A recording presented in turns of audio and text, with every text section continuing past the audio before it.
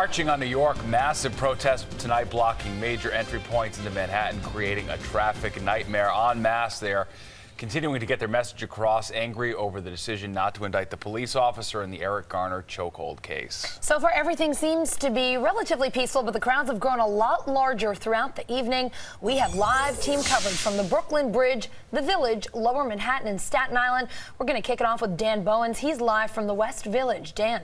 Allison and Steve, these demonstrations started at Foley Square at around 5:30 this afternoon, and within hours, thousands of demonstrators had moved to multiple locations throughout New York City. The NYPD forced to close several major roadways, including the West Side Highway, Canal Street, even the Holland Tunnel. Tonight, there are still plenty of people out on the roads this evening protesting, unified by what they say is a call for justice.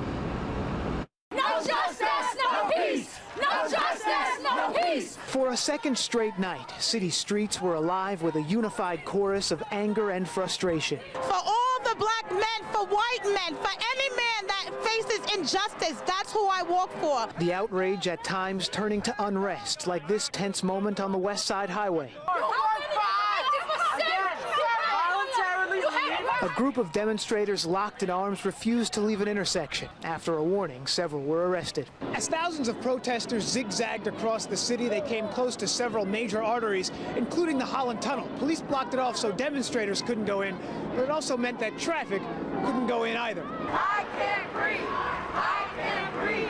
Earlier, demonstrators streamed up Broadway by the thousands, blocking traffic for nearly an hour. Some drivers joined in, raising their arms in solidarity. Others were left frustrated with nowhere to go. This is disgusting. That's what I think about what's happening. I'm never going to get home tonight. I haven't seen a demonstration this big since the Vietnam War days. A moment when so many say so much is at stake.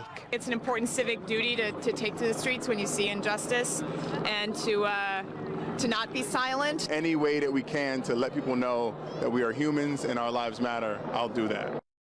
And this has mostly been a peaceful demonstration, as you mentioned earlier, though there have been a few tense moments. The NYPD has shown great restraint. We should note that the Holland Tunnel, the West Side Highway, and Canal Street all were reopened after they were closed for several minutes.